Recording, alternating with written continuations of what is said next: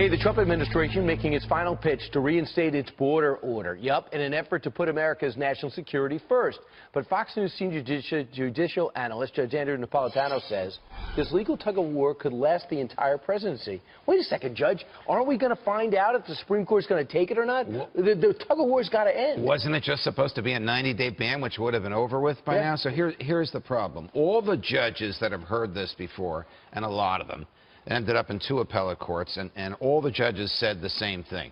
The ban is unconstitutional because it's either motivated by the president's animus against Muslims, and they used language he said before he was president, or he can't show how the people from these countries, not the government, the people from these countries are dangerous. All these decisions were made without a trial, without testimony, without looking at documents, just a reaction from the judges on the basis of the law. Now it's in the Supreme Court.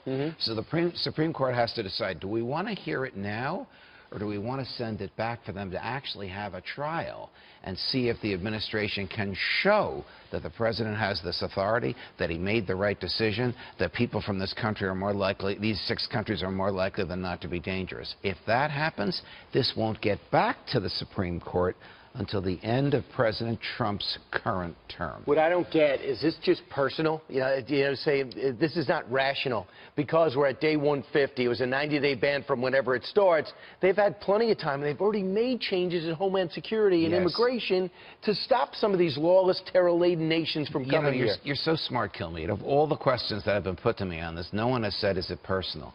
It might be with some of the judges who took the most incendiary things that candidate Trump said. They even took things that Newt Gingrich and Rudy Giuliani, who are not in the government and didn't write the order, said back in August of 2015 and the summer of 2016 and said, it's a Muslim ban. If it had been signed by Barack Obama, we would have enforced it. But because it was signed by somebody who expressed animus against Muslims, we're not going to enforce it. You know how angry he was last week when they kicked it up to the Supreme Court? He said, I should have used the original 7 Nation, and he kept the word ban in the tweet. Will that make things worse? Yes.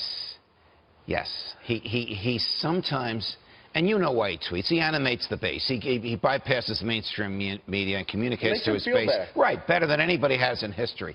But some of these tweets are so profoundly different from what his Justice Department has said to the judges that the judges finally say, well, who should we believe here? The president's tweets or what his lawyers claim he means? All right, I have a prediction. I have a prediction the Supreme Court listens, they take it, they say, we got 2 different reasons for this to be rejected, so I'm taking this case because there's enough there for us to listen, and then, of course, with the way the court is weighted, he gets it through. That's my prediction. Are we taping this, Joel? Yes, we are. Yes.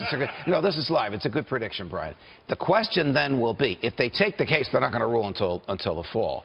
Does the travel ban kick in while the case is pending in the Supreme Court? Wow. That's what they have to answer today. This is the type of cliffhanger that gets us ratings. Yes. Good job, yes, Judge. It does. Continue. This is also the type of case that shows that Kilmeade understands the law. Right. From time to time. But, Judge, you know, Mr. Kilmeade. Not this. Just use my last name. It's way over advanced.